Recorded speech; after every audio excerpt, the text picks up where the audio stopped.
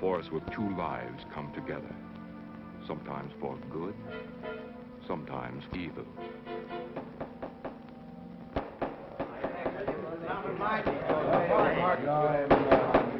I say, Williams, is out of line on there. I'm definitely against it, Williams. Seems to forget we have our stockholders to answer to. Phone Mrs. Williams, Della. Tell her to be ready in about an hour, and I'll pick her up. Yes, sir. You phone San Rafael and see if those papers are on the way over from the executive. Yes, Will.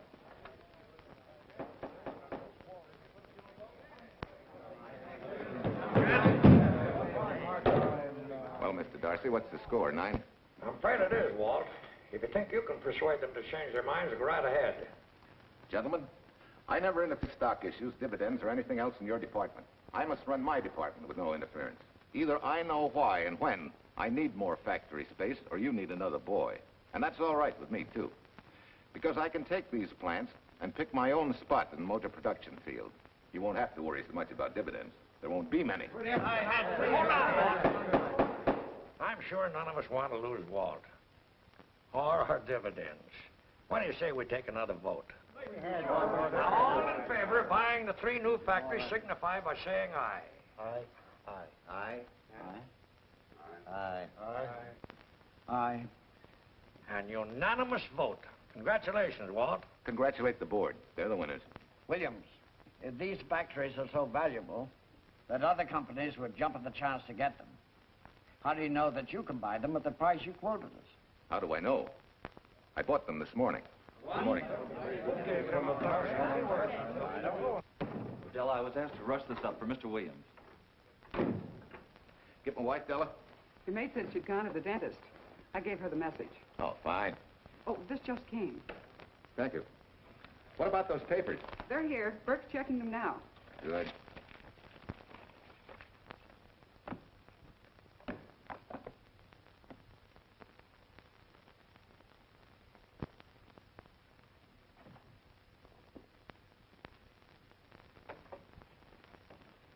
Congratulations, Walt. Take a look at Clause 4. Those provisions haven't been clarified yet. Oh, no? I wanted to leave for Tahoe right away. Get Judge Deering on the phone, will you? Never mind. I can get faster action if I run out to San Rafael myself and stick with him till they're right.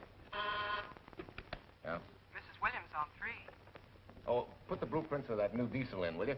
I want Jackson to see him. Hi, Duchess. I'm afraid now we won't be able to leave till about 5 o'clock. What? You're not going with me, but I counted on it. But I thought as soon as Dr. Harris took care of whatever it was, I'd feel better. I don't.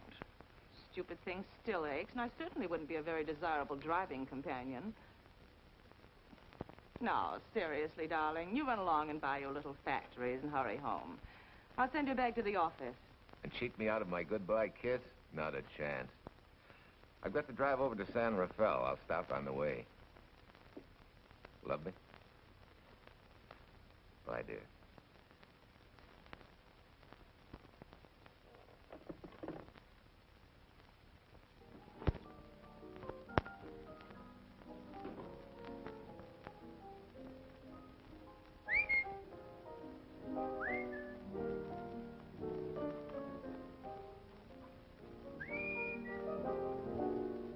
How do you expect me to whistle through a toothache?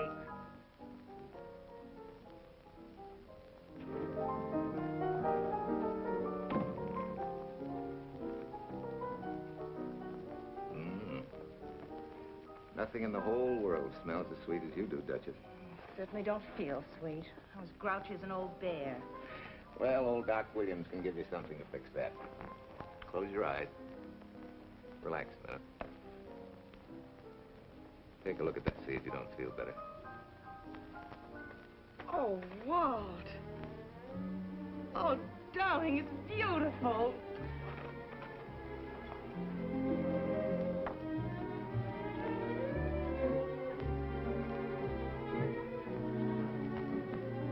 Not bad. Not bad at all.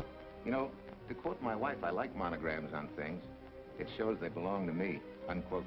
When did your wife say such a thing, Mr. Williams? About 6 years ago, when I married her. She gave me the first monogrammed shirts I ever owned. Those were the words on the card. I still have it. I certainly hope your board of directors never discovers what a softy you are. They won't, don't worry. I have only one vulnerable spot. What really happened this morning? All I got out of Della was that you stalked out of the office with blood in your eye, back in no time with canary feathers in your mouth. Oh, I clipped those birds' wings, but short. No one's gonna vote me down, sweet. Not when I know I'm right. Mm-hmm. But how did you convince the board of that so quickly? With subtle hints and easy persuasion. Like this. Either I get what I want, or you get yourself another boy. And that's all right with me, too. Walter! What a clumsy ox. I'm sorry, Duchess. Oh, please, sweet, don't be so upset. Oh, if you could have seen your face. Oh, don't bother, dear. Sue will take care of that. Not exactly a good prescription for nerves, huh? You know, you're wrong, Dr. Williams. The way I feel now, a good catnap will probably make a new woman out of me. And if it's not going to make you too late... Yes? Well, I'm sure that by 5 o'clock I'll... Swell. I'll run over to San Rafael and get things ironed out and be back for you by 5. On the nose. Darling, wait. That's perfectly silly. I'll take a taxi cab and meet you in Sausalito. There's a drugstore on a corner opposite the square. I'll be there at 5 o'clock and we can go straight on up to Tahoe. That'll save you all that late afternoon traffic and all that time it'll take to come and pick me up. Smart woman, my wife. Thinks of everything. Where's your bag, honey? Oh, Sue Lynn still has some things to press for me. Sure you don't mind taking a taxi? Very sure. Sweet dreams, Duchess. See you at 5. I better get going. Bye, honey.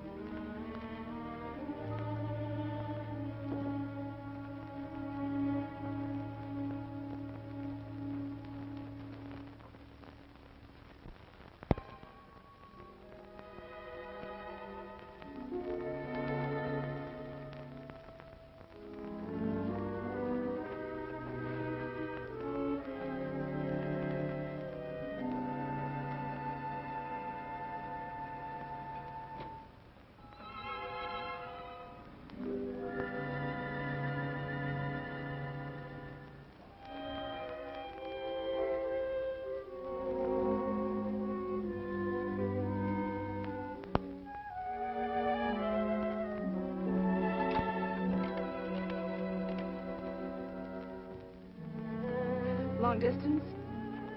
On Berkeley, 79721. Hello. Ah. Hiya, beautiful. Yeah.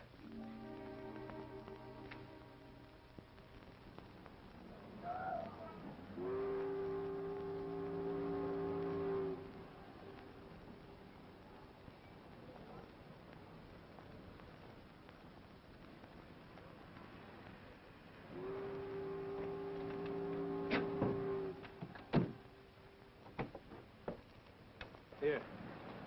Don't forget, turn this stuff over to a bellboy at the airport hotel in Oakland. Tell him to hold it for Jack Burns. Jack Burns, the airport hotel. That's right. I'll be checking in later. What do I owe you? $1.15 a here. All the stuff back to Oakland. Yeah. Here. Buy yourself a new key. Thanks.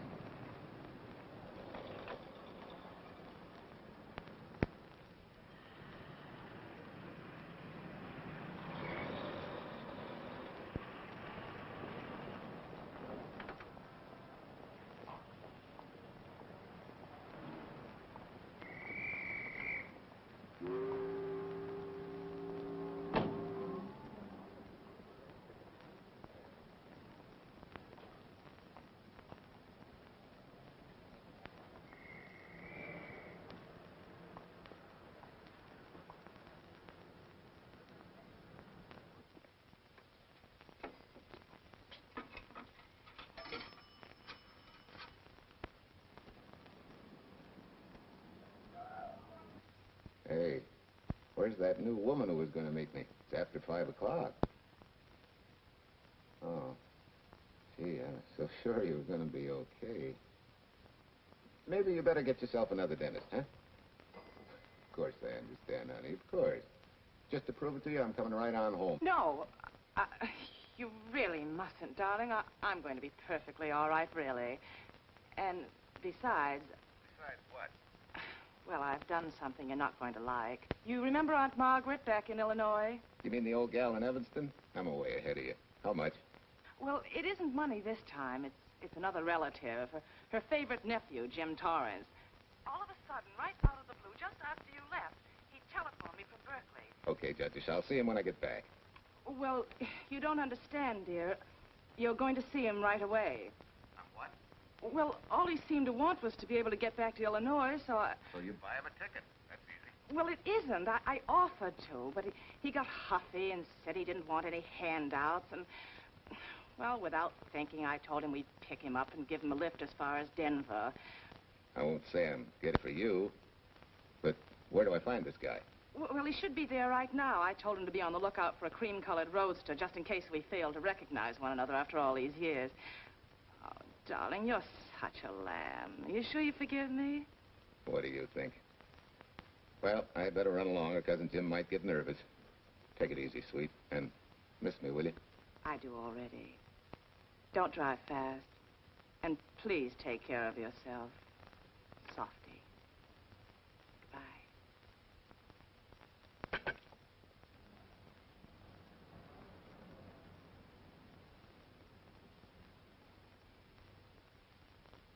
Hello, Della? Yeah, Mrs. Williams wasn't able to go with me. Now, while I'm gone, you see that she gets her roses every morning. That's right. But this time, on all the cards, put love from Softy.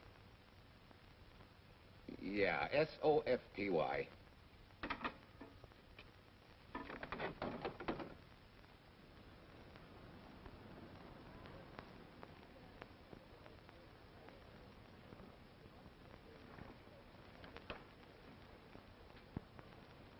Hello. You must be Jim Torrance. Yeah, that's me. I'm Walt Williams. Hiya, Jim. Hi. Where's Irene? Oh, she's a little under the weather at the last minute. Worse luck. Oh, that's too bad. I was hoping I'd see her. Yeah, I'm disappointed, too. Where's your luggage? Oh, I'm wearing it. Less trouble that way.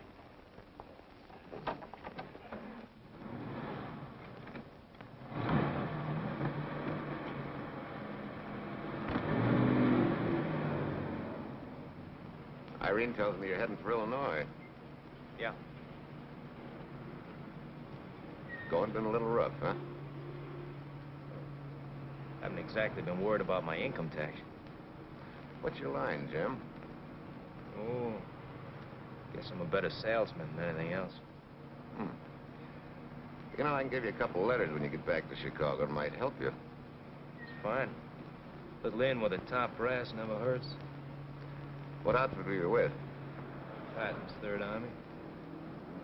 How was it? Oh, rough. Except for the time in Italy. I kind of liked it there. Patton's outfit never got to Italy. Of course. But most civilians never know or care, and I figured you didn't either. Well, I fooled you that time.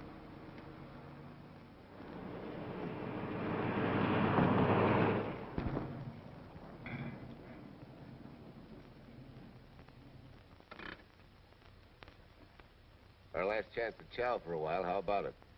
No, thanks. I grabbed a hamburger while I was waiting for you. I can still taste the harness.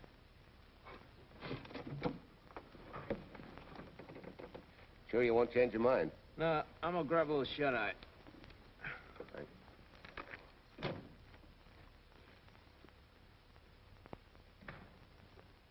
Chicken sandwich and a Coke.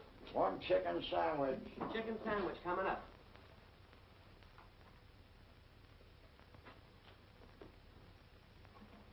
Give me change for $1, will you?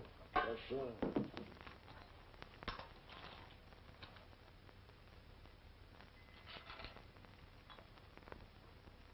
Thanks.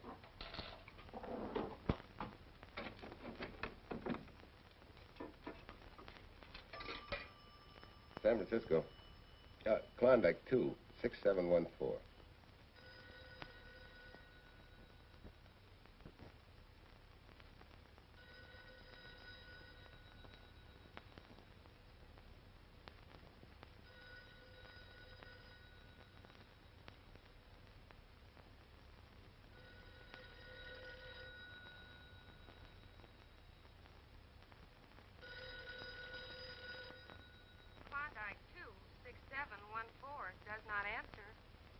Oh. We'll try Sutter 1, 2599, please. Bayview Apartments. Oh, yes, Mr. Williams. No, your maid isn't there tonight, sir.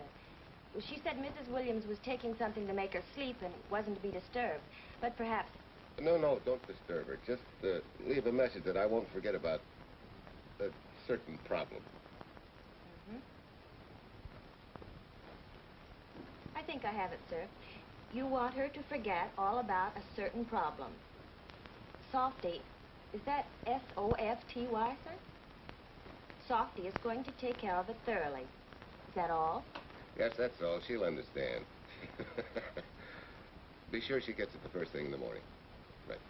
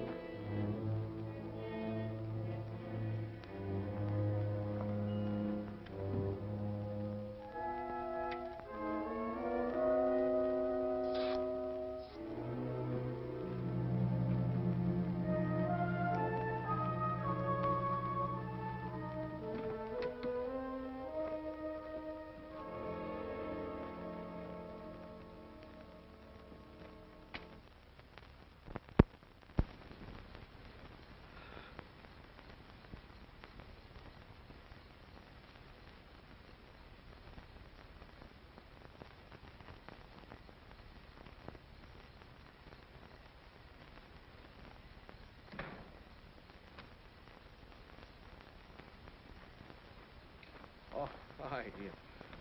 It's been so long since I've been behind the wheel of anything but a Caterpillar or a Jeep, I had to find out what a real buggy feels like. Why don't you drive for a while? Oh, swell. Nothing would suit me better.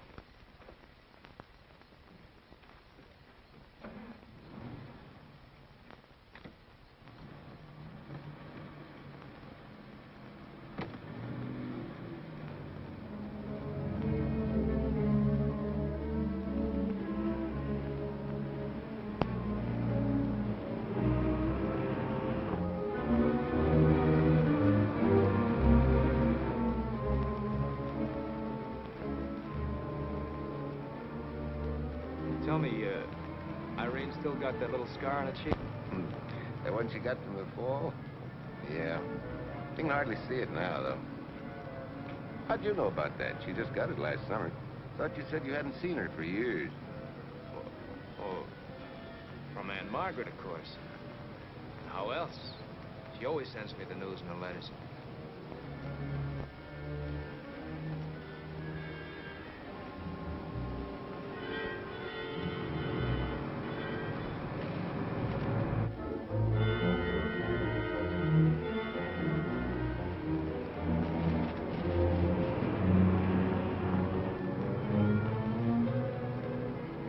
Margaret will be pretty happy to see you.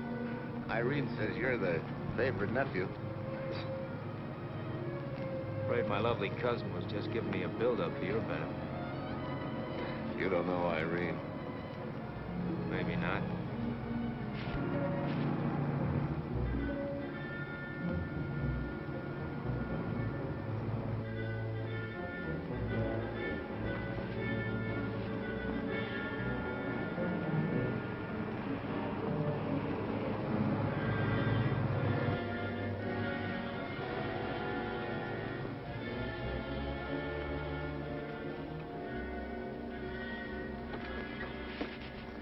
What's the matter? I think we got a flat.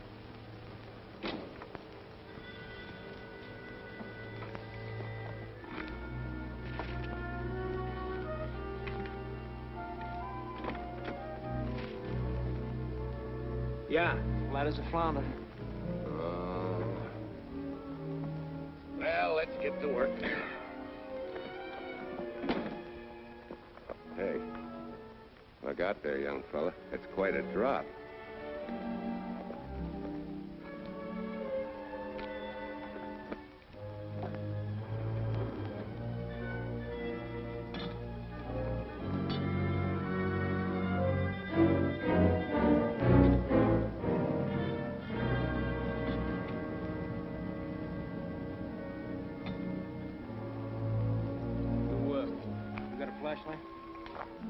I think I have. Get the jack. I'll take a look.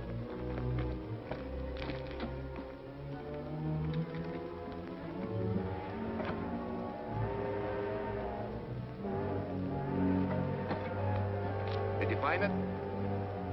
Yeah. Yeah, it won't be long now.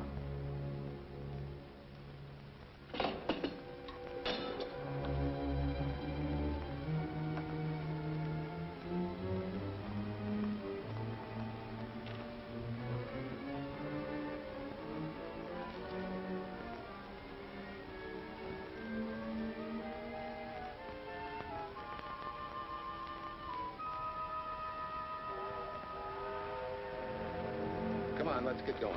Wait a minute. Did one of your cufflinks fall out? Huh? Something dropped. I heard it fall right down there at your feet. Hmm. Well, he must have rolled under the car.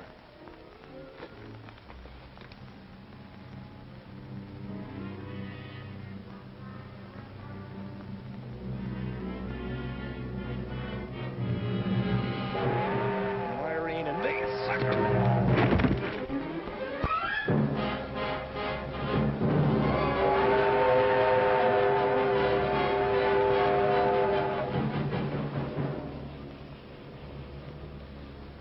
Hello.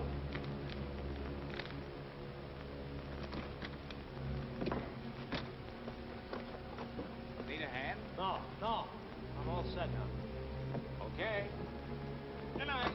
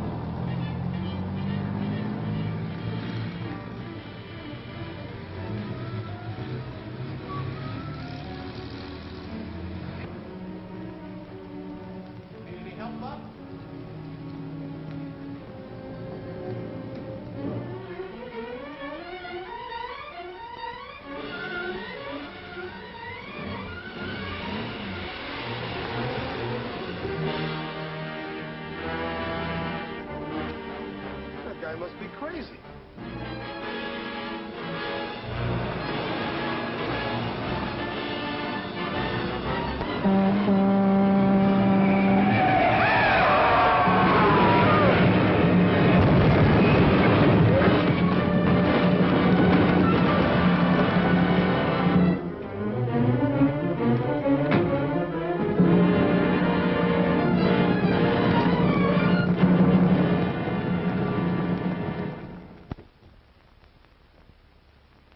Now, in case my husband should be late and have to rush for his plane, this will be taken care of. Thank you. Tell Mrs. Burns to 302.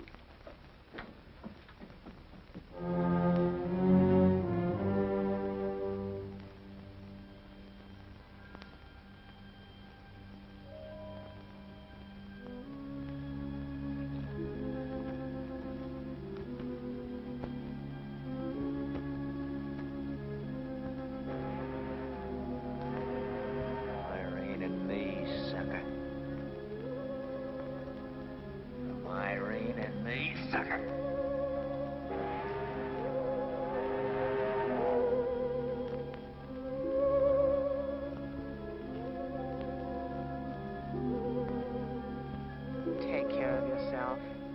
Softy.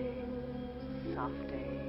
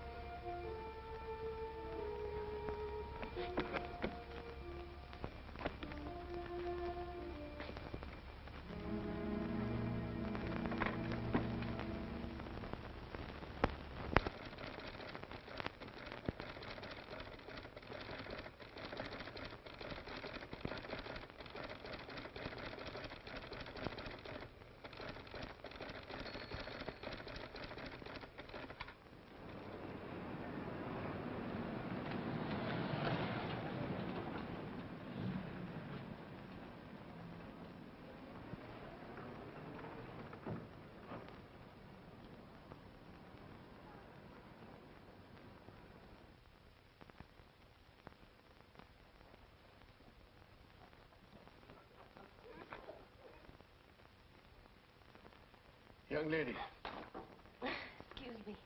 I want to see Mrs. Walter Williams. I'm sorry, sir, but she left orders not to be disturbed. I'm sorry, too. Lieutenant Quincy of the police department.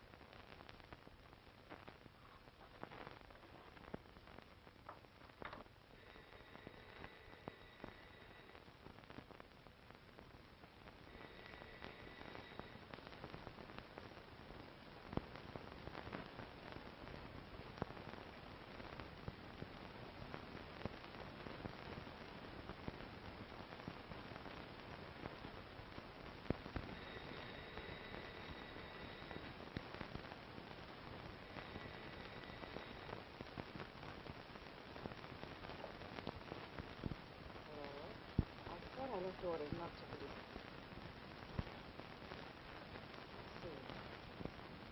Ask him to come up.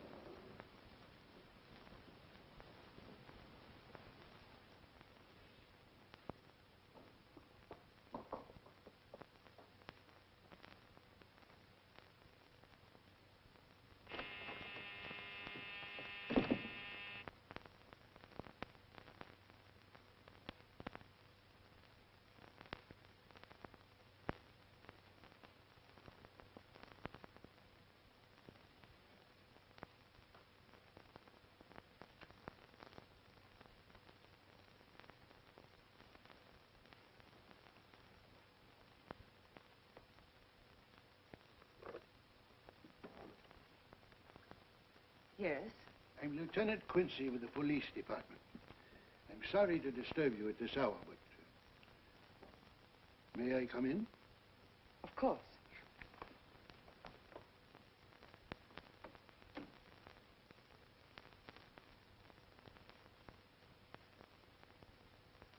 Well, Lieutenant? Did your husband go on a motor trip late this afternoon? Why, yes, he went to Denver on business. Why? Was he driving a Packard roadster? Yes? Is anything wrong? I'm afraid there is. Won't you sit down? Has something happened to my husband? Yes, Mrs. Williams. He's dead, isn't he? Yes. Oh, Walt, I knew something like this would happen. I begged him time and again not to pick up hitchhikers. But it wasn't a hitchhiker, Mrs. Williams. It was just an accident. He ran into a truck, a gasoline truck. You mean there was fire? He must have been driving pretty fast. I don't think he felt anything after the crash.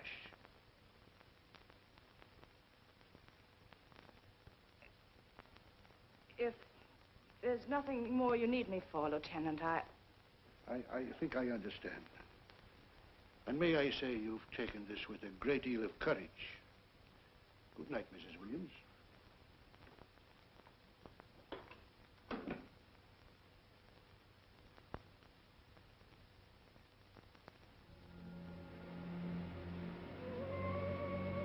Take care of yourself. Softly. From Irene and me. Softly.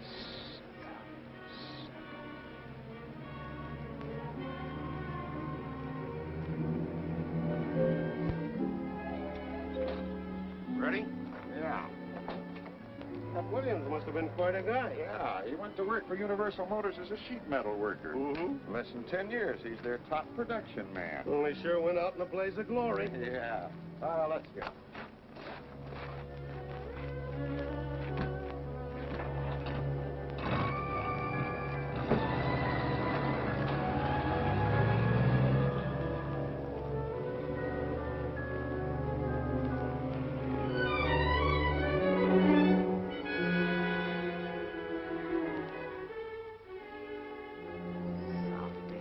From Irene and me. Sucker. Sucker. Sucker.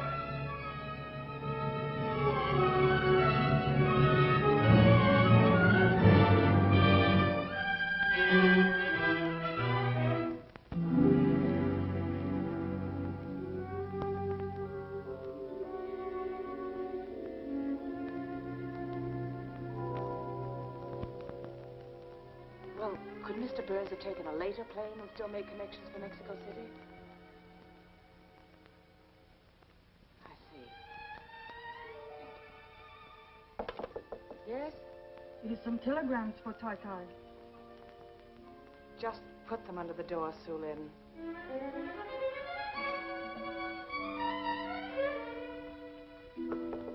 Please, Tai. A policeman Quincy most anxious to see you. Ask him to wait, Sue Lynn.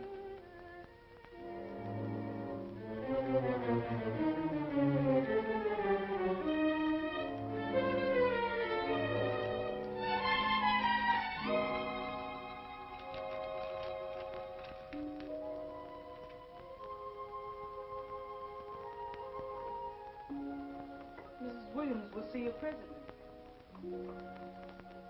Will wait, please.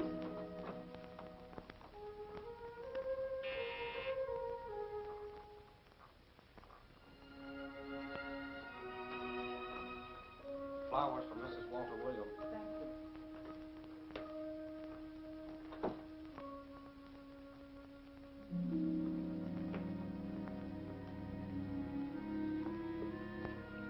Roses like Mr. Williams always sending when he's away. You seem to have been very fond of Mr. Williams. Sue Lynn is honored to have served him 5 years, and he... I'm sorry to keep you waiting, Lieutenant. I wouldn't be disturbing you again if it wasn't necessary. And I would be keeping you but a moment. You're being very considerate. Won't you sit down?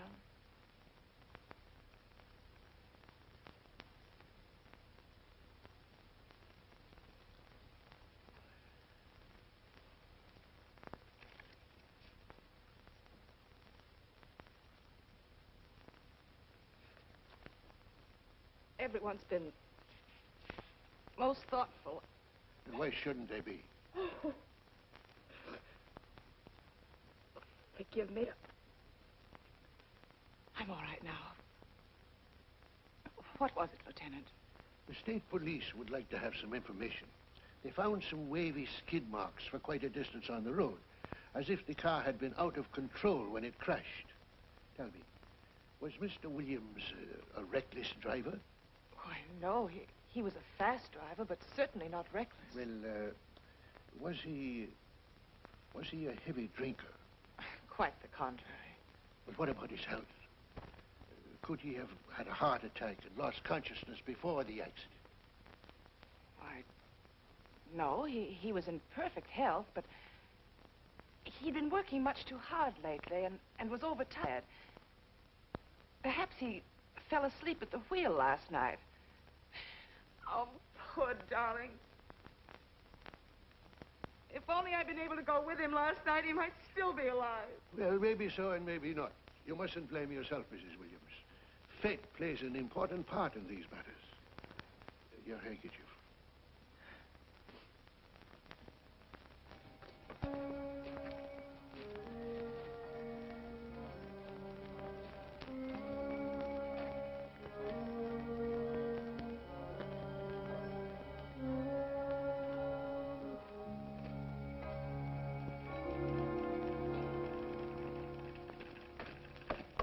When's the next train to San Francisco? 10 a.m. tomorrow.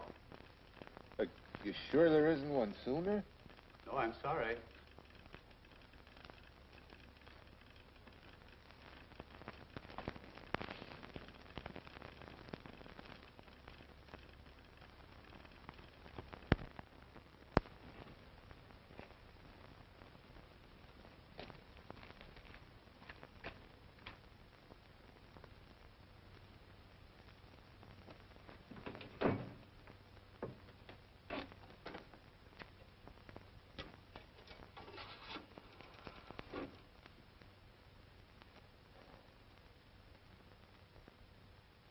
We have a circuit now, sir.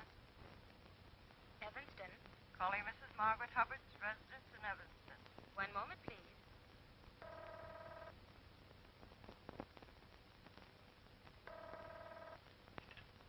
Hello? Mrs. Margaret Hubbard? Yes? Who's this? Long distance. I have a call from Mr. James Torrance. Who? Mr. James Torrance. He's her nephew, Jim Torrance. The call is for your nephew, Jim Torrance. I haven't any nephew, and I don't know any Jim Torrance. Sir, Mrs. Hubbard says she doesn't know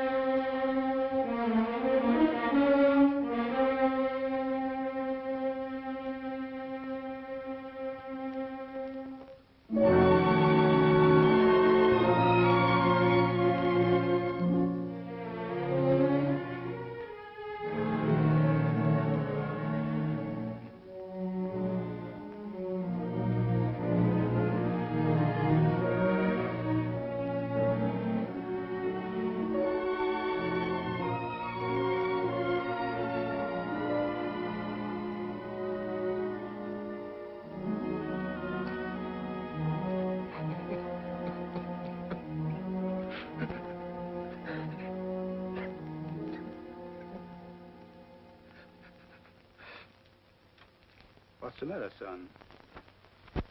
Looks like you need a doctor. Doctor? I can't leave the station, but old Doc Bender's just across the road there. Yeah. Doctor? Think you can make it? Yeah. I'll make it.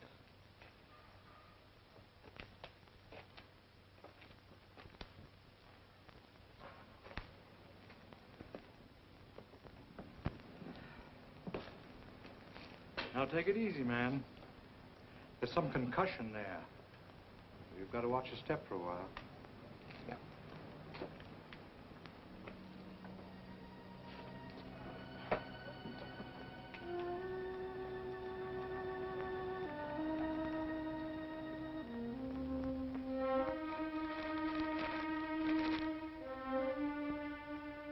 Walter Williams' beautiful widow, who by her own request sat alone in the family alcove during the service.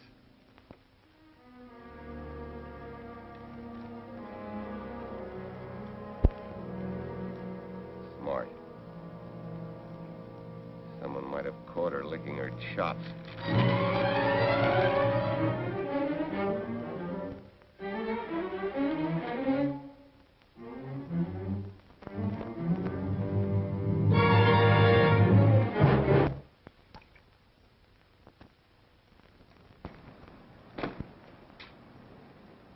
Hey, what's that? Walter Williams. Hey, ain't that the guy that... For the love of Mike, what's that briefcase doing here? He's dead. They did him a dirty trick if he ain't. Hey, now, wait a minute. Don't touch it. We better turn it over to the police.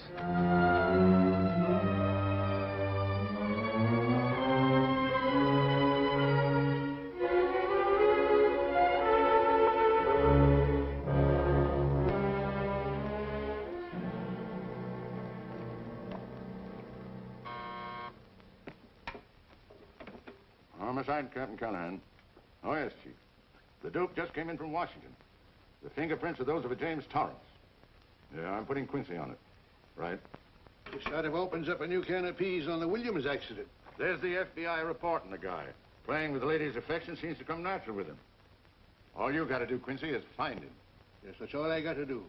Last known whereabouts of Jim Torrance was in a moving van somewhere between Sacramento and Points East. Hey, wait a minute. Last known address, care of his sister, Mrs. Joseph Rossetti. Irving Apartments, Berkeley. Well, what are you waiting for, Quincy? Let's go. Torrance leave any forwarding address? No, he said he was going to send it to me. Sorry to trouble you.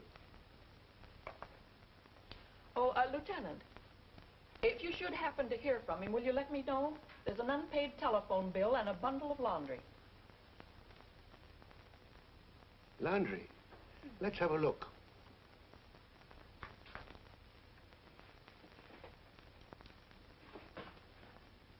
I may have to take this along with me. Not without a receipt, you don't.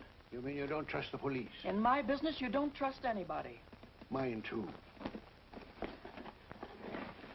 Holy St. Valentine's Day. Look, he had the same thing on his shirts, too.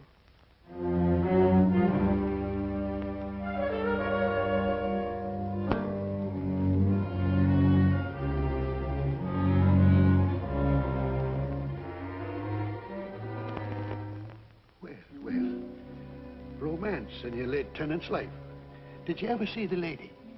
You know, I never did. But I always knew when she'd been here, the wonderful perfume. I'll lay you 10 to 1 she's a rich widow. Could be. Wait, I'll get you his telephone bill. Pretty fancy stuff for a hitchhiker. Yeah, but he's a pretty fancy hitchhiker. According to the shirt maker, a certain lady in the town had these made special. And they're just like her husband's, only his initials were WW. Sort of smells, don't it, Cal? Now take a look at this little item that was also found in the laundry. I for Irene and W for... Well, it could be for Williams, too, couldn't it? Yeah. Homicide, Callahan speaking. Hello? Oh, hello, Fitz. Hello. What news? Oh? Any luck? Both days, huh? Swell. Have it typed up and sign it. This report of Fritz will be a nice little topper for this pile. His checkup shows calls from Torrance's phone to Williams's private number, and a flock of them going the other way, including one on the 7th and several on the 8th. The 8th, since you've forgotten, is the date of Walt Williams' accidental death. Well, that ought to be enough to get an indictment out of the grand jury. Go pick her up. I'd like to play a long shot first. It might give us 2 for 1. Well, take them one at a time. A bird in the hand is not going to lead us to its mate. I'd like to give the lady a little more rope. Well, Thanks. I thought you'd agree.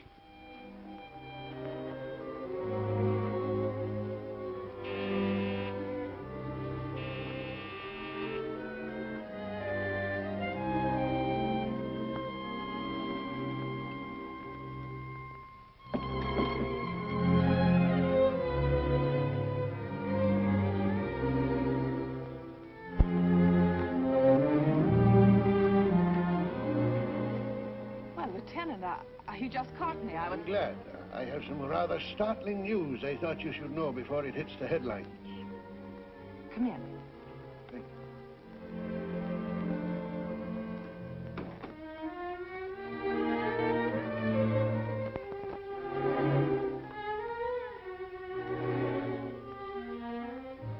Down, won't you, Lieutenant? Thank you. I'm very anxious to hear about news. It seems that your first hunch, remember, that a hitchhiker was responsible for your husband's death? Well, Mrs. Williams, you may have been right. I don't understand. Your husband's briefcase turned up in Kansas City yesterday in a moving van that had stopped at the scene of the accident that night. Apparently, the murderer made his getaway in it. That explains the wavy skid marks that made us suspect your husband was ill or unconscious at the time of the crash.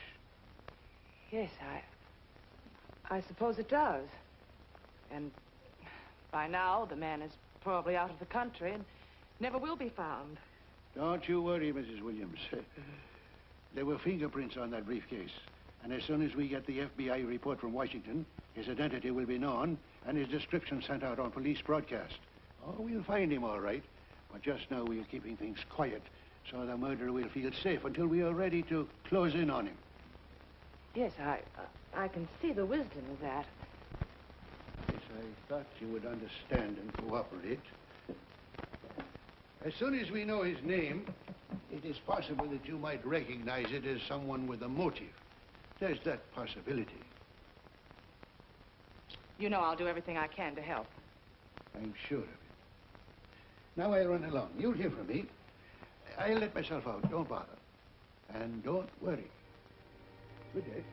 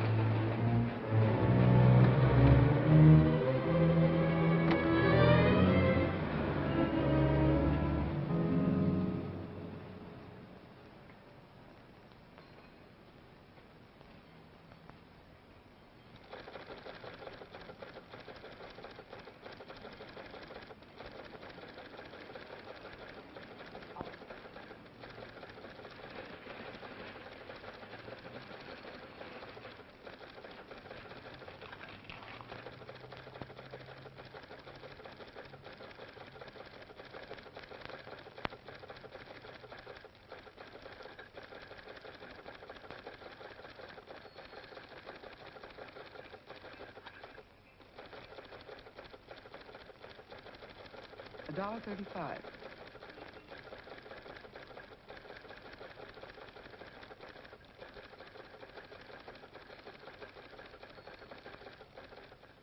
See, everything after the letter J in the first name has been obliterated by heavy writing over it.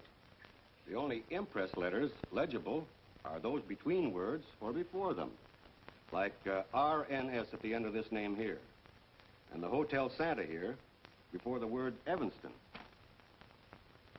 Well, Tom, don't you think it's about time you retired?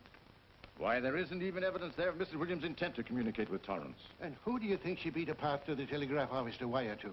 The League of Decency? I'll tell you what I think, that you should have brought her in when I first told you to. By the time you get her now, she'll have figured out a way to tip Torrance off. He'd be that much tougher to find. Not unless she's tipped him off from your office. Ernie's got her on ice waiting for you.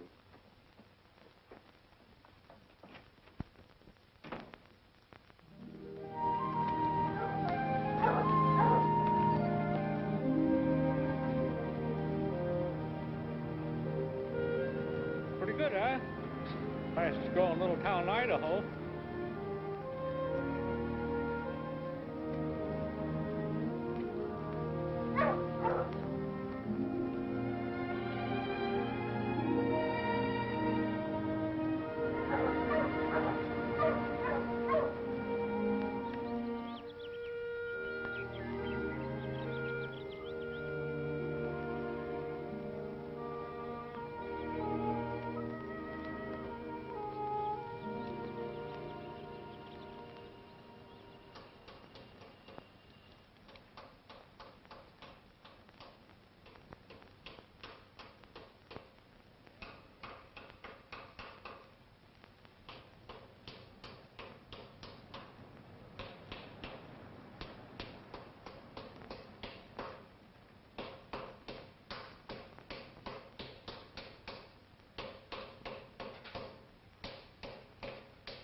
Have a heart, son. You trying to wreck that engine?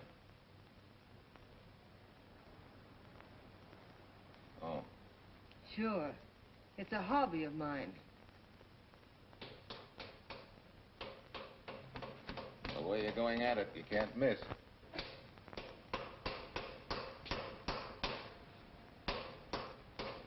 Here. I just can't let you ruin that beautiful motor. Start her up.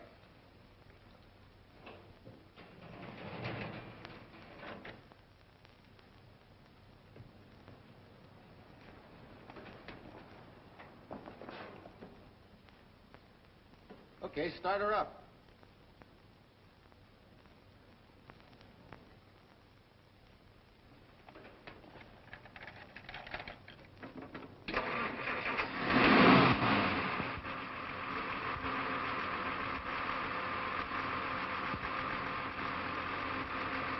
Shut her off.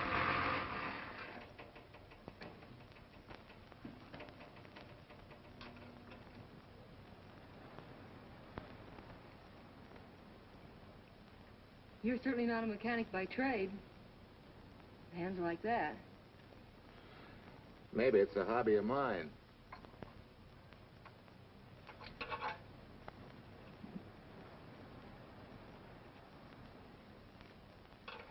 Gee, what happened to your head? Perhaps I was talking when I should have been listening. Okay? Okay by me.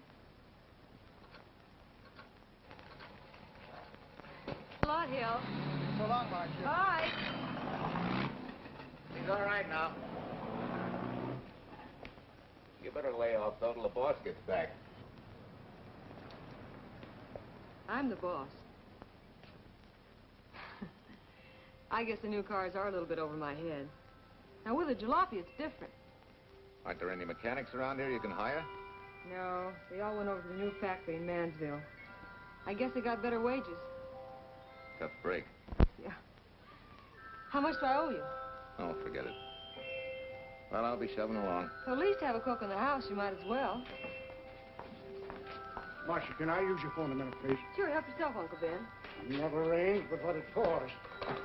650, please. Flat tire this morning. Now the danged engine stalled on me. Nice and cold. Wilson's garage? No, I did not give you the wrong number. Fine thing using my phone to cheat me out of repair bills. Aren't you ashamed? Gave me the wrong number. 650, please. You're a nice girl, Marsha Peters, and your ma's a fine woman. And I'll always buy my gas and oil here. But you ain't never gonna tinker with my car again. Busy? Busy. Always busy. Say, we're not so busy. Would you like to do another good deed and give Uncle Ben a hand? Why not? Where is your car, mister? Maybe I can help you. Why, are you a good mechanic? Very good. And very reasonable. Well, just what you need, girl. Better hire him. It's an idea, Uncle Ben. Come on. Thanks for the Coke. Sure.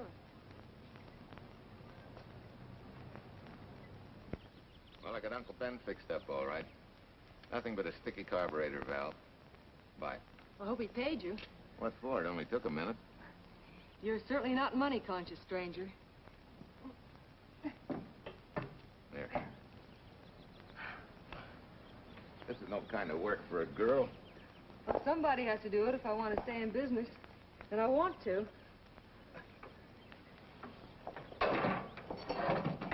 Must be some business that you're better suited for.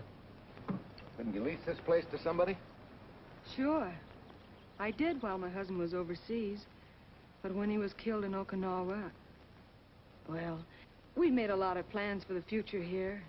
And I had a hunch he'd like it if I took over and tried to make a go of it. Takes more than a hunch to do that. I got along famously. Business has been fine until lately when the help got short. Could be again. I had a good mechanic. Yeah. You sure need one, all right. Well, for Pete's sake, say yes or no. Do you want the job or don't you? You mean you'd hire me without knowing anything about me? You can repair automobiles. What else do I need to know? except your name. Well? Why not? Sure. I'll try it for a while till you get someone permanent. The name's Bill Walker. Okay, Bill, it's a deal. And maybe if business gets real good, you'll want to stay. Well, don't count on it. Where does this go, on the rack? Yeah.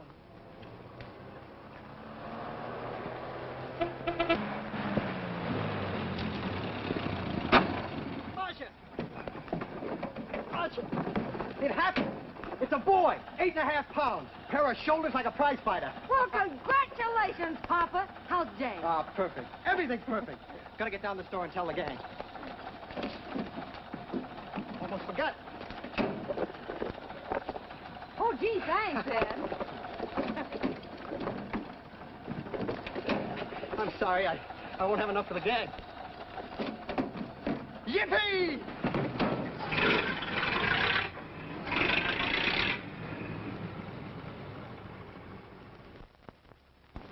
Maybe you can use this token from the slightly delirious new father. Thanks. Say, we haven't settled the matter of wages yet. Maybe I can't pay your regular salary. Suppose we leave that open till you find out how much I'm worth to the business. Doesn't seem to be any business right now.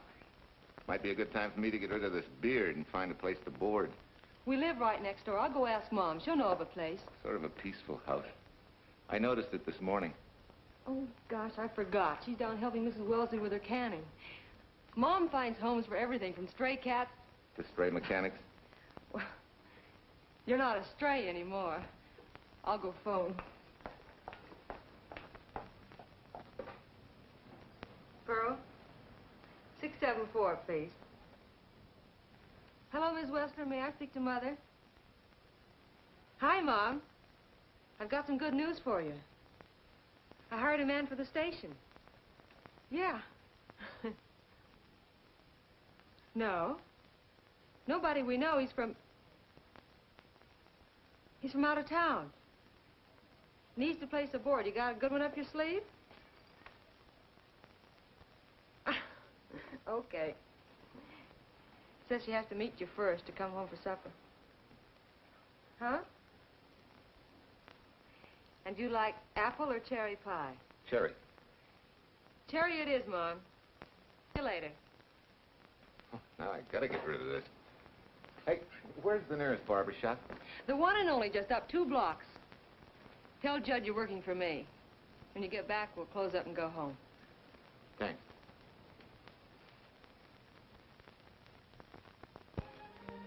Oh, that's real nice. You must have had a good bringing up, young man. Thank you for the young man. We thank thee, O Lord, for thy bounty, and ask thy blessing on this food, and on the new friend who shares it with us. I hope you're good and hungry, Mr. Walker. Who wouldn't be? And Marsha, she eats like a sparrow, with all the hard work she does, too. May I have your plate, please? Well, she can start taking it easy now. Boss, the help. Thank you. She never takes anything easy. Has to put her whole heart and soul into everything she does. Well, now that you're through with me, Mom, how about Bill? Have you thought of a place for him to stay? Well, why can't he stay right here? We have a spare bedroom going to waste. And I think you like my cooking. Like it? That's very kind of you, Mrs. King, but it seems an imposition. Imposition? Nothing. That's good business. I can get back what I pay you in board and room. Well, Marsha, what a thing to say. If you'd like to stay, we'd like to have you. We have some more vegetables. Mrs. King, you have a boarder. May I have a biscuit, please? Oh, excuse me.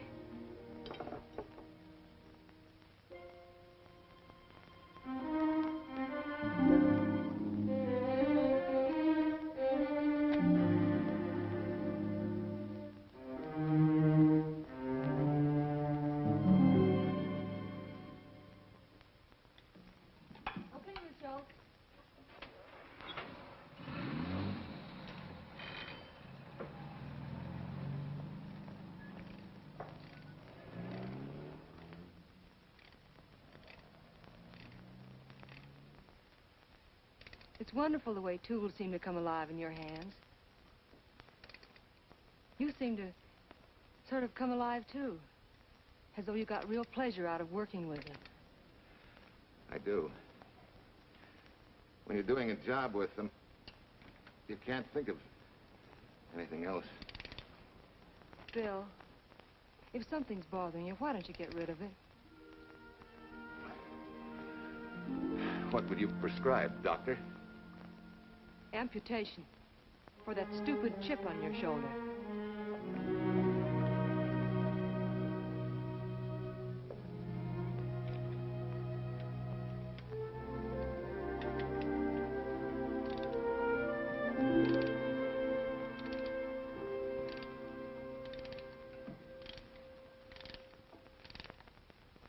What you need is a ring job.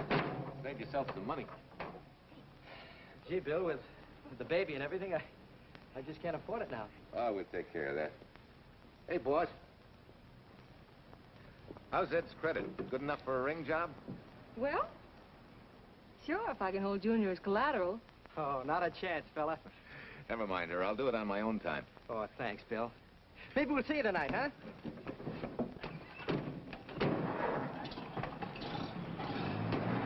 Some shoulders, huh? Yeah. Some father, huh? Bye, Marsha. Bye, Marsha. Bye. Nice kid. Hey, was Ed clowning about their being hard up? No. Things have been pretty tough for him ever since he got out of the service. Fix a car for him, Bill, and only charge him for the labor, okay? Then he gets it for free. I'd already done knocking that off. Say, we could make it an anniversary present. Anniversary of what? Junior's arrival, and mine, 3 months ago today. Time certainly flies. That was a lucky day when you came to MP service. Your work's been bringing in a lot of business. I'm glad of that. Hated to have fallen down on Mom and you. Say, look, boss, why don't we three celebrate tonight and go to the movies? Ed said he and Jane were going. Well, that lets Mom out. She'll be babysitting. I'd love to go, Bill. I haven't been in ages. Here's your opportunity. Go to work.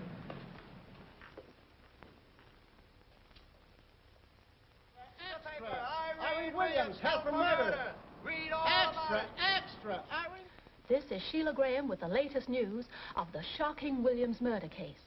While beautiful Irene Williams is held for trial, charged with conspiring to kill her late husband, the police are searching for James Torrance, believed to be the lover of Mrs. Williams and her partner in the horrible murder of Walter Williams.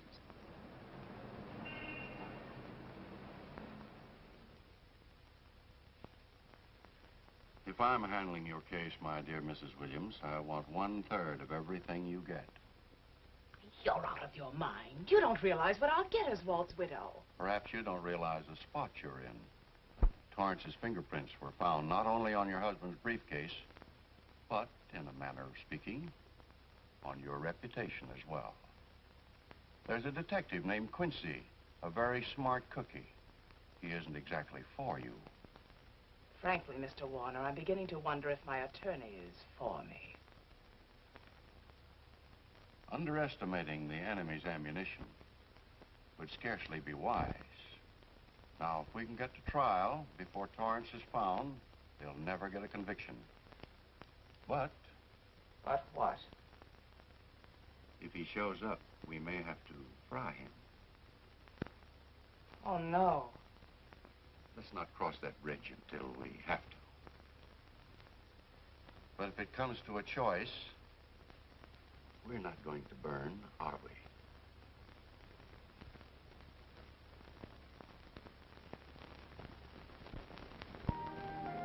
Aren't you the chatterbox this afternoon? What about this afternoon? Oh, I'm sorry, boss. I guess it was wool gathering. You're supposed to do that in the spring. Is there anything you don't know? Yes. What's San Francisco got that we haven't? Better newspapers, for one thing. Anyway, California's supposed to be the land of opportunity. I thought that by now you liked it here. I do. Very much. It's a good town. Nice people. Swell boss. Thanks. We like you, too.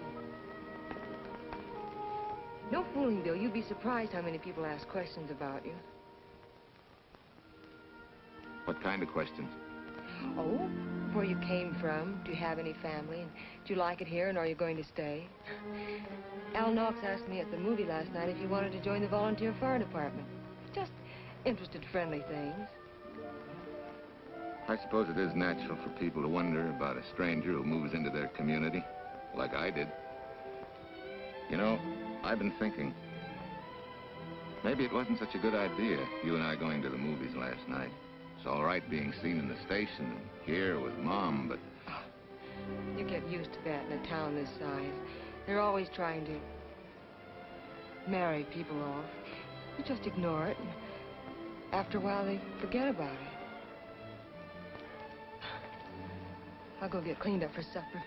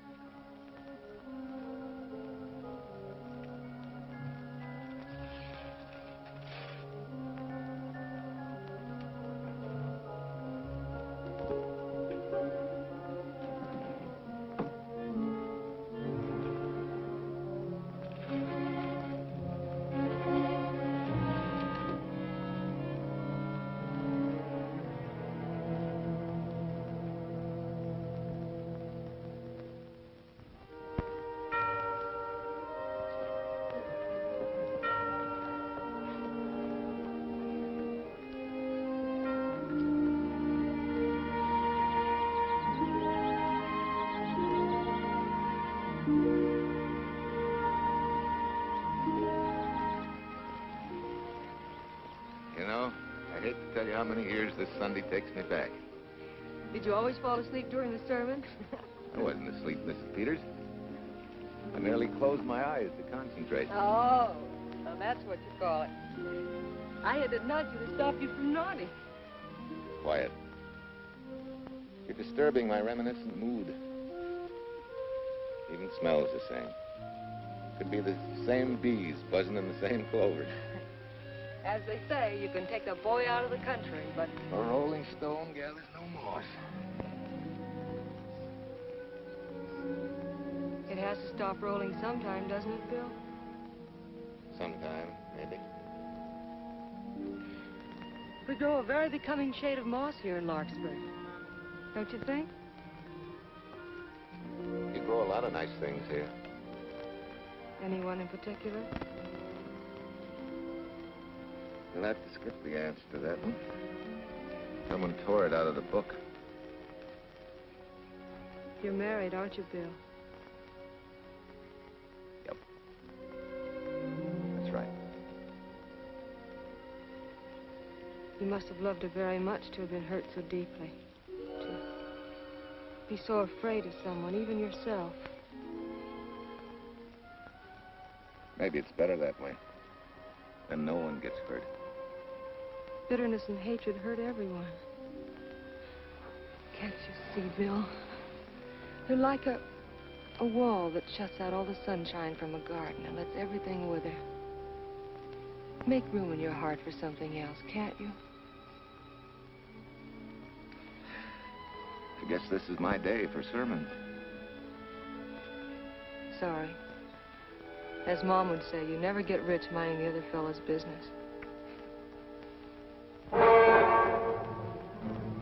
Hey, that's a flyer. I'll be seeing you.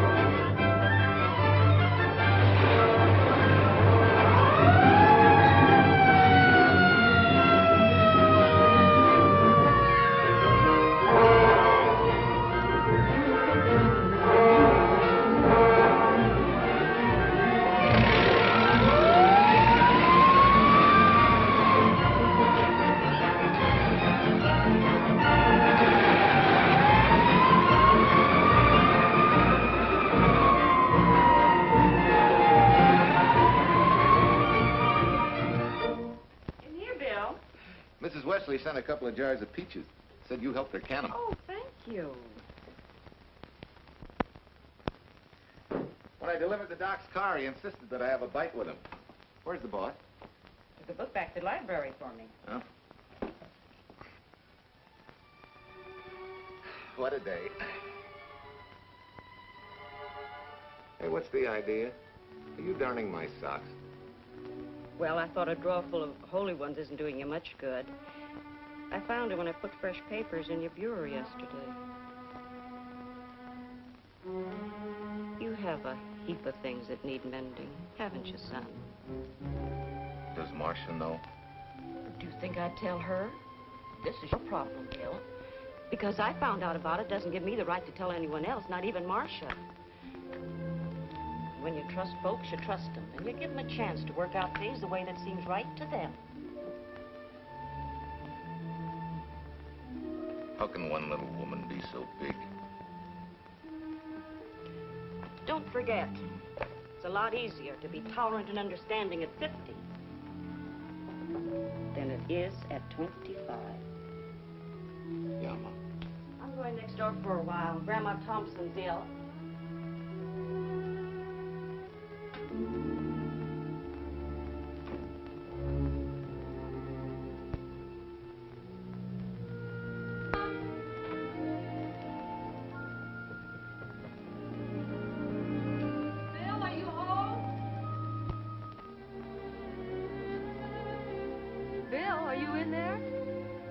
Yeah?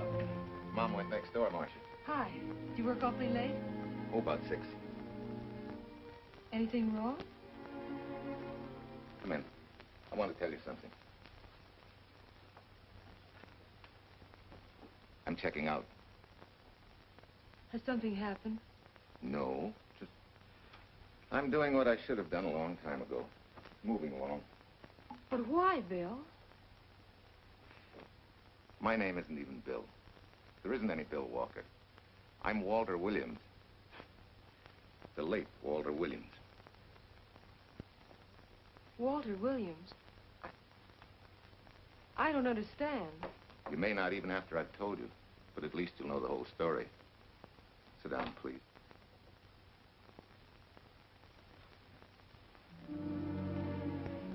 Finally, Larkspur.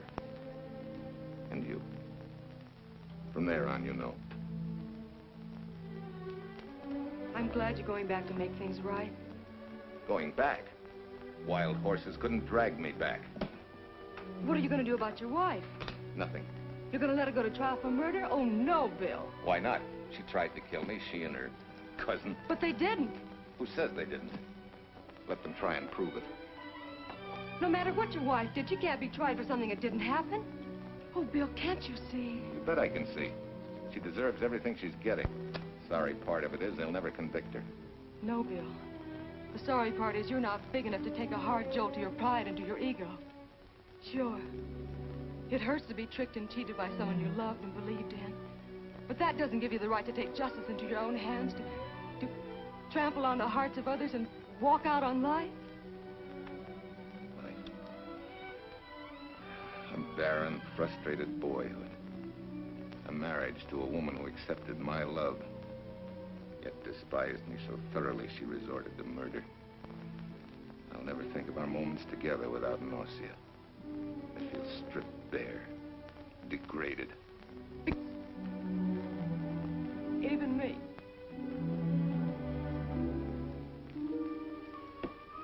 Oh, Bill, please. Don't destroy the one chance we have for happiness. We haven't got a chance. Doing the right thing never works out. I know. In this world, you turn the other cheek and you get hit with a lug wrench. Forget me, boss. Try and forgive me.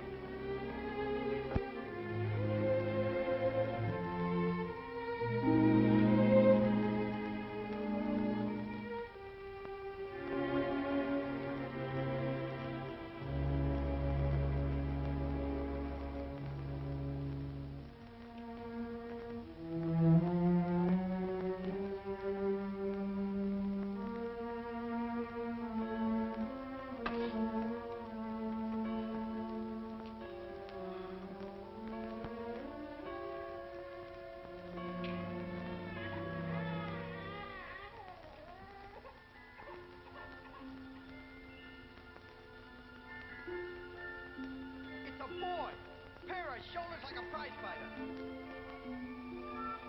You know, I hate to tell you how many years this Sunday takes me back. You have a heap of things that need mending, haven't you, son?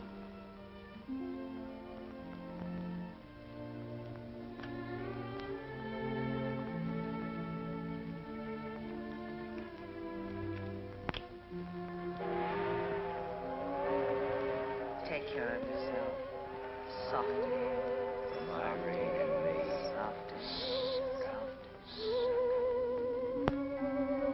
You're not big enough to take a hard jolt to your pride and to your ego. Sure. It hurts to be tricked and cheated by someone you loved and believed in. But that doesn't give you the right to take justice into your own hands. Trample on the hearts of others and walk out on life. Oh, Bill, please. Don't destroy the one chance we have for happiness.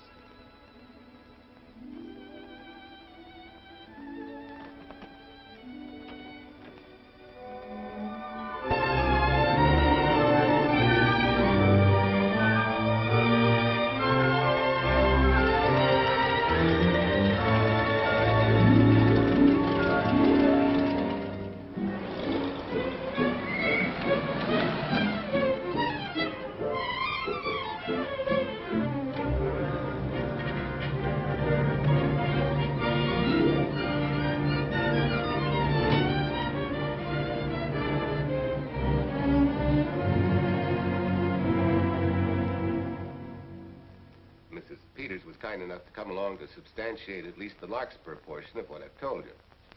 Very thoughtful of you, Mrs. Peters. Mr. Williams, when you read in the newspaper that the hitchhiker who attacked you had been, well, a close friend of your wife's for some time, it must have been a great shock to you. I didn't come here to discuss my emotional reactions, Lieutenant. If you need me for anything further, Captain, my office will know where to reach me. Let's go, Marsha. Just a minute, Mr. Williams. We'll need your signed statement for the grand jury when we ask for your wife's release. It won't take long to be typed. Yeah. All right.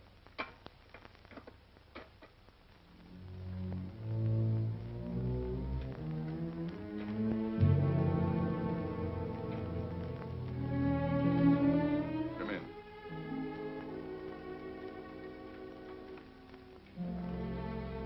Sit down. Mrs. Williams, we have news for you. Really? I can scarcely wait.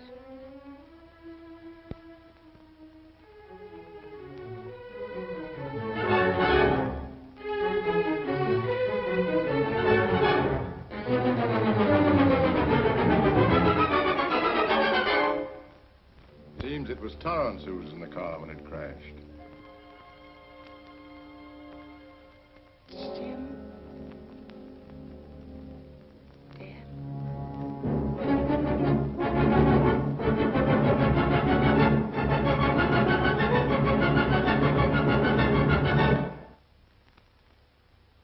You did it.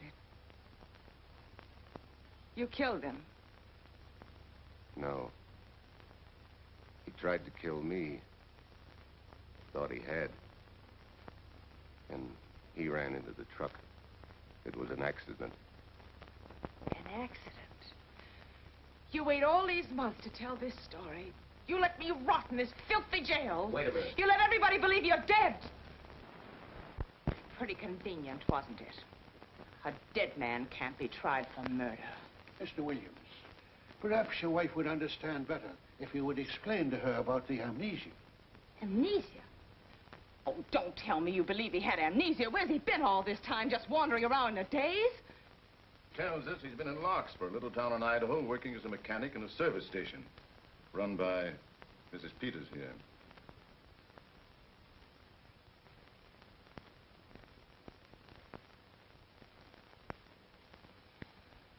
I understand perfectly.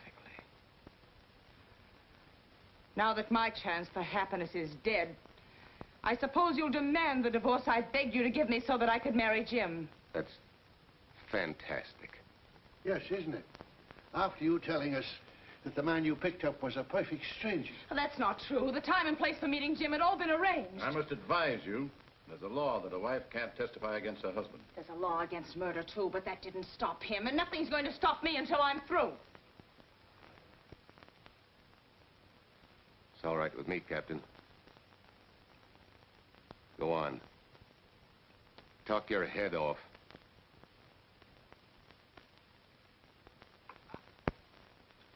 I was to have gone with him to Denver. He insisted on it, although I was quite ill. Several hours before we were to leave, he came home. There was a violent scene. He threatened to kill me unless I agreed to give up Jim. And I wish he had. This is incredible. Not one word that she has said is true. Then you've nothing to worry about. Mrs. Williams, was there a witness to the threats you mentioned? No. Unless the maid overheard. She was in the apartment. In fact, she picked up the pieces of the vase that he threw at me. Where is she now? I don't know. She left me suddenly after all this began. Please, could the questions wait? I feel rather ill. Will you have Mrs. Williams ready for the grand jury at 10 o'clock tomorrow morning? That's all.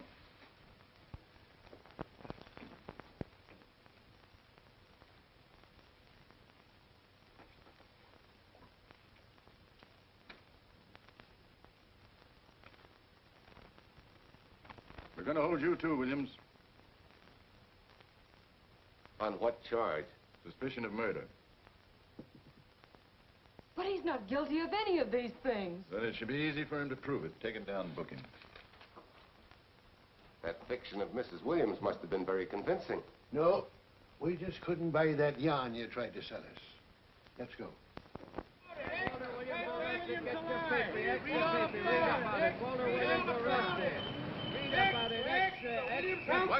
What's the White Freed and murder charge? Extra, get your paper. Walter Williams charged with murdering White Bubba. Extra, get your paper. Irene Williams goes free. Husband held. Extra, get your paper. White Freed and murder charge. Walter Williams charged with murdering White Bubba. And Daly's going to cover Williams' office. Okay, boys, hop to it. I want all I can get by 10 a.m. tomorrow for the grand jury. Okay, Chief. Oh, Tom, don't miss a bit. Dig up everything you can on Williams and the Peters dame. You sort of believed Irene Williams' story, didn't you, Ben? She made better sense than he did. Well, sure, she's a better liar than he is. Don't forget, I went all through her grieving widowhood with her. She's a bad customer. Well, that's for the grand jury to decide, and Williams insisted on letting her talk. So it's his funeral. Funeral, all right. Especially with that yarn he told. But murder's out of character for him. There's a few pieces missing somewhere. There might be in Idaho, if it's not too much out of character for you to get going. You're going to miss me, Cal, when I retire next year. Maybe I'll join Private Eye and solve your cases for you.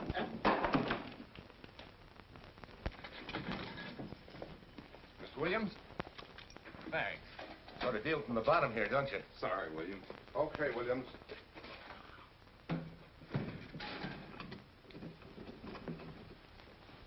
Well, not very good news, judging from your faces.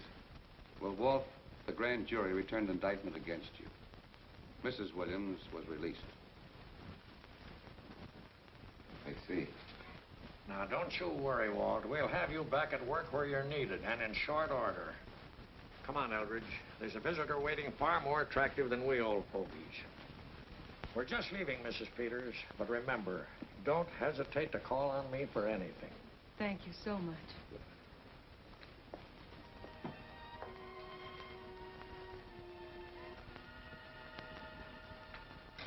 Hi, boss. Bill, what have I done to you? If it weren't for me, you wouldn't be here. If it weren't for you, I wouldn't be. I came back here because I wanted to believe in the things you do. I still do, no matter what happened. Will you do something for me? Go back home, where I know you'll be taken care of. Not a chance. You'll have to think up a better reason than that to get rid of me. I'm a big girl now.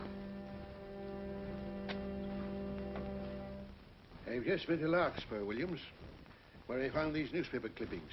Of Of course, some of them are 3 months old, but you seem to treasure them, so I brought them along. So? I don't think they exactly substantiate your claim of amnesia. As if you were interested in substantiating any claim of mine. Now, let's get one thing straight. Most people, when they get in a jam, think the police are only interested in the prosecution. Our job is to get the facts, the truth. And the truth never hurt anyone but the fellow that lied. Unless he was a beautiful woman. Oh, quit kidding yourself, Williams. You made the boner. I had no more to do with Torrance's death than you did. And out of the whole population of Northern California, you just happened to pick up a hitchhiker who happened to be your wife's boyfriend. Ah, have a heart, Williams. I suppose you'll tell the truth when you take the stand, but you better have some mighty conclusive proof if you expect the jury to believe it. Wait, Lieutenant. Bill, we all know you're not guilty, but we're going to need help to prove it, and need it badly. Lieutenant Quincy can't take sides, but if we're right, he has to be on ours. And I have a hunch he wants to be. Why don't you tell him the whole story? All of it. Please. I'd like to. Quincy, very much. Guess I should have told the whole truth in the first place. But I wanted to clean this mess up with as little scandal as possible.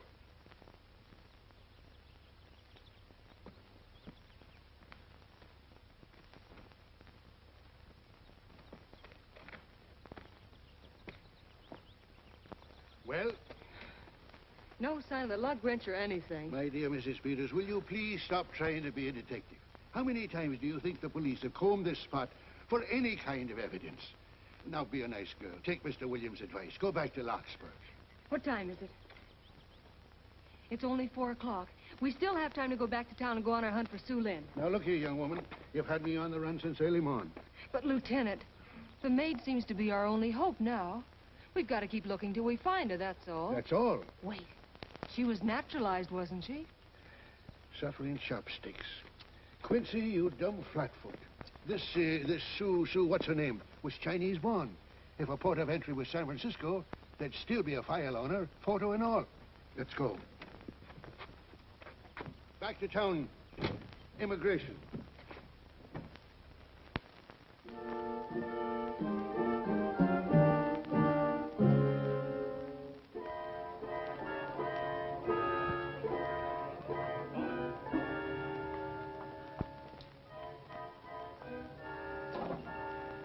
The council has given us the right lead.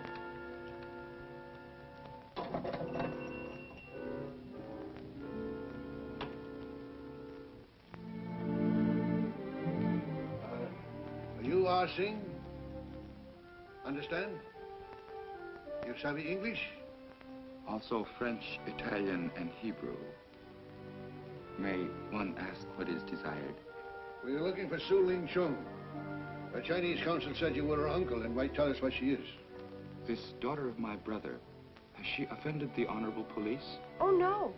They just wanted to ask her some questions about Mr. Williams, the man she used to work for. Ah Sing's heart is heavy that he cannot lead you to her. But things that are not known cannot be told. Well, if you hear anything of her, report it to headquarters.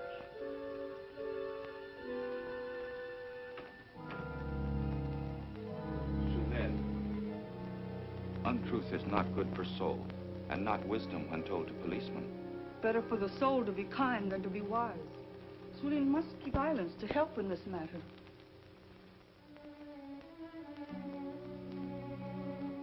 You know, you're quite a gal.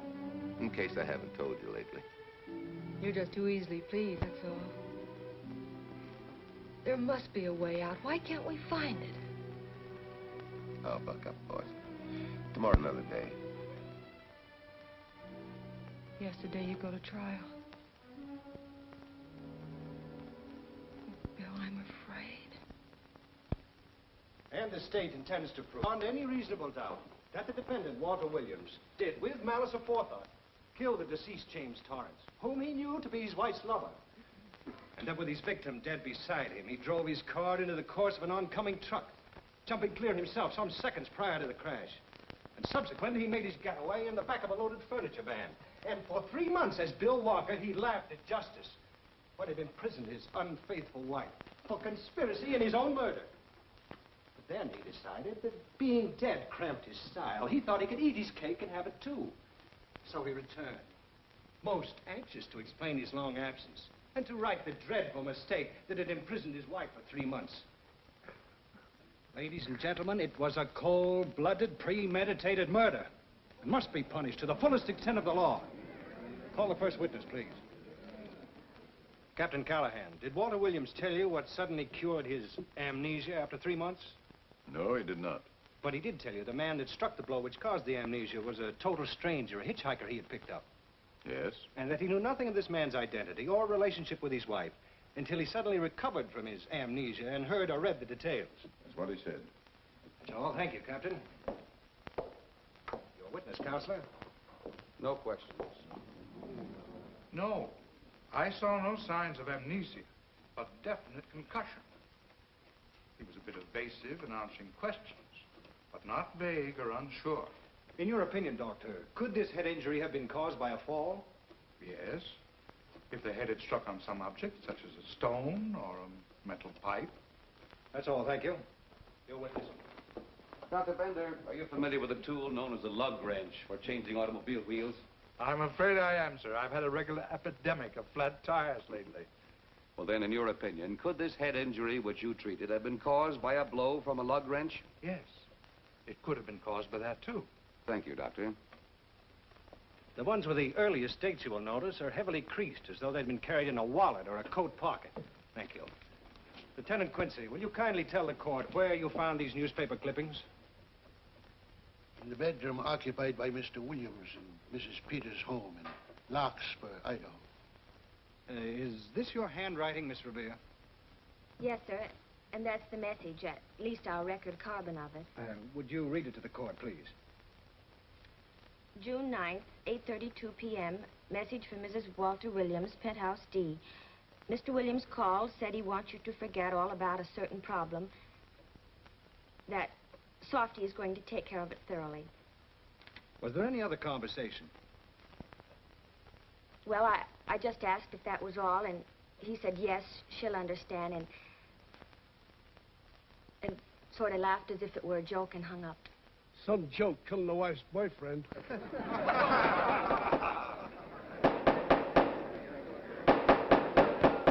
is the state versus Walter Williams. All the rounds so far have gone to the prosecution, and it was a grim-faced Williams who was returned to his cell this afternoon. What the score will be after he takes the stand is anybody's guess, but he's going to need some lucky punches to get a decision. And though Torrance struck with intent to kill, after telling you this is from Irene and me, sucker, you still telephoned Illinois to find out if there was a cousin Jim. You are hard to convince, aren't you, Mr. Williams? Is it so incredible that a man should fight against believing such a thing about his wife? Oh, that is very touching.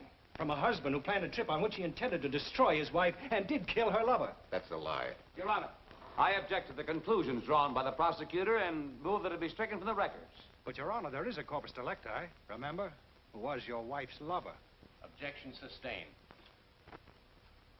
There's also her own story, which, in front of witnesses, you insisted she tell. And then we have your own two different stories from your own lips. One featuring a perfectly strange hitchhiker, the second an equally strange cousin Jim, without a questionable substantiation for either bit of fiction.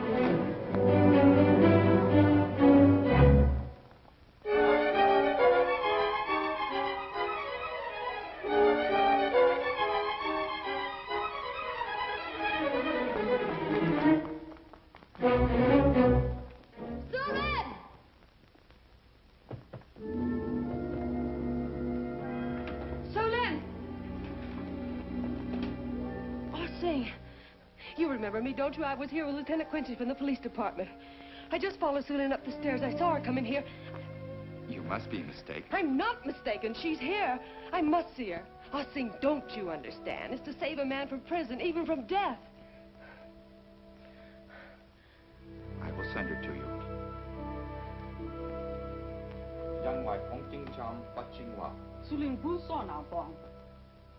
Oh, Sue Lynn, we've been looking for you all these weeks. Mr. Williams needs your help so desperately. I cannot help. You must forget that you found Sue Lynn. Forget it? But you're his only witness. You're the only one that can help. Not as a witness. Only with silence can I repay his great kindness to me and my family in China. Why? For I heard other things. That most unhappy day. From Mrs. Williams' bedroom, his voice pretty loud and angry. A flower vase broken to pieces. He can explain all that. They do not believe what he's already told. That I heard anything would do harm. Don't you see?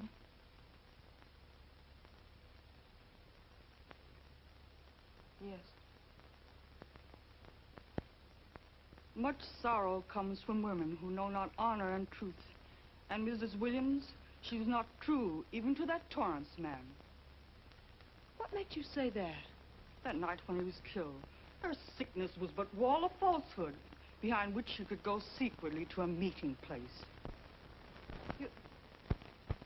You mean she went out that night? Sue Lynn, are you sure? Yes, because next morning in her bedroom I found street shoes that had been worn. Her coat on the closet floor with the sleeves turned inside out as though removed hurriedly. And in one pocket, a door key to some hotel. Sue Lynn, that's it. Proof that she and Torrance had planned to meet that night after he killed Mr. Williams. What hotel was it? Oh, I don't remember. The key. What did you do with it? Returned to coat pocket. Come on. We'll get to Lieutenant Quincy. He'll know what to do. And pray, Sue Lynn, every step of the way.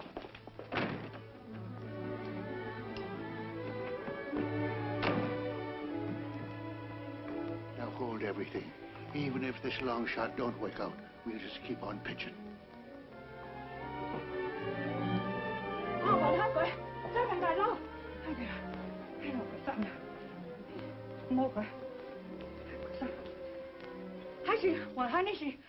Here it is, yes. Room 302, Airport Hotel, Oakland. Maybe we got our miracle. A special little Chinese one. It is to hope that Sue Lynn was of small help to Mr. Williams. Oh, Sue Lynn. Come on, copper. Next stop, Oakland. A certain little lady's hotel rendezvous. I was on night duty then, all right, but I sure don't remember a looker like this. Quite a dish, eh? A little too highly seasoned for my digestion, thanks. Lieutenant, just found a couple of cars for room 302 on June 9th. George Baxter, checked out at noon. Mr. and Mrs. J. Burns. Room not slept in. J. Burns. Burns. Look, Quincy. The handwriting on the card is identical to that on the photograph. And here's a little boy, the same thing. The cover-up telegram to Aunt Margaret. Now look at the impressions. J here, and here RNS. J. Burns. That's the name she started a telegram to. Room not slept in. Say, I got that dame pegged now, Lieutenant.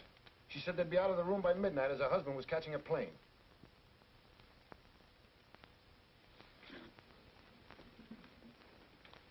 But Quincy... Reservation for Sam Andrews. Yes, sir. This ties it all up, doesn't it? Yeah, like a greased pig.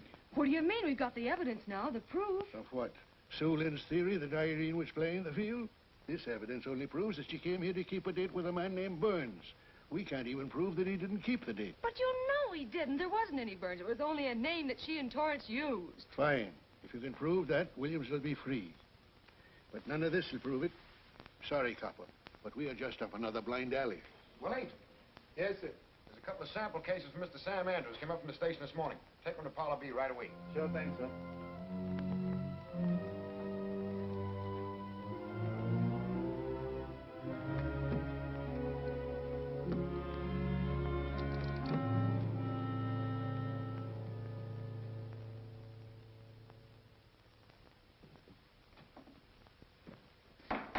Seated. Case of the state versus Walter Williams. Proceed, Mr. Aldrich.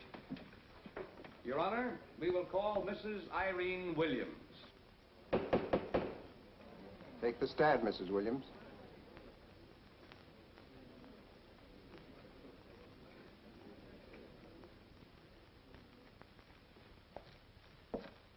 Raise your right hand.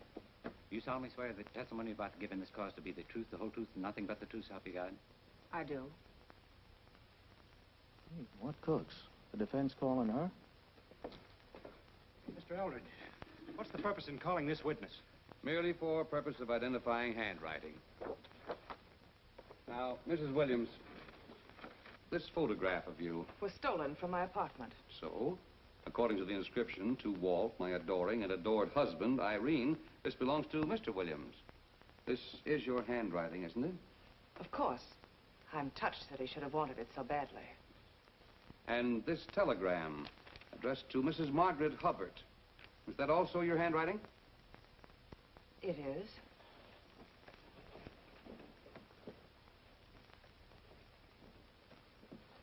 Now, Mrs. Burns, I mean Mrs. Williams, this photograph is inscribed to Jim, my adoring and adored Irene.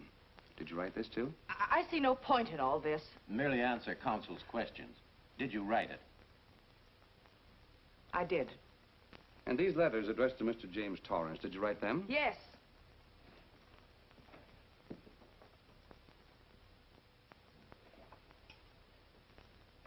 And this monogrammed garment, a gift from you to Mr. Torrance? Why must I be tortured again by all this? I never made any secret of my love for Jim Torrance. That's why he's dead. Your love for Jim Torrance. Yet on the very night he was killed, you had a rendezvous with a man named Burns, didn't you? I don't know what you're talking about. I don't know any man named Burns. I was at home that night, very ill. Oh, yes, the sleeping pills. Well, you must walk in your sleep then, for you spent at least part of that night at the Airport Hotel in Oakland, where you registered for Mr. and Mrs. J. Burns. Don't waste the court's time trying to deny it. This is the registration card that you signed at 9:20 p.m. And there's the room clerk who assigned you to room 302. And this, Mrs. Williams, is the key to room 302, which you very carelessly left in the pocket of a coat which was found in your closet yesterday. All right, I was there. Now are you satisfied? Not quite. This J. Burns, Mrs. Williams, was his first name Jack? Yes. Have you been in contact with him lately? No. How long since you've seen or heard from this Jack Burns? Well, I don't know. I don't remember. You bet she doesn't remember, because there isn't any Jack Burns, and there never was. That was an alias for Jim Torrance. And it was Torrance who was to have met you that night, after your charming little plot to kill your husband had been duly executed. It's not true. It's not true. I have bad news for you, Mrs. Williams. I can prove it's true. These pajamas, these letters, this picture, all of which you identified for the court, were found in this suitcase, which is full of the clothes and personal belongings of Mr. James Torrance. And the suitcase was found in the baggage room of the Airport Hotel, where it's been held since June 9th. And it says on this tag, in large print, hold for Jack Burns. That is all, Mrs. Williams. Just a moment, Mrs. Williams. Your Honor, in view of the evidence presented, we now ask for a dismissal of the state's case against Walter Williams. And we intend to charge Irene Williams with conspiracy to commit murder against her husband, Walter Williams. Oh, no.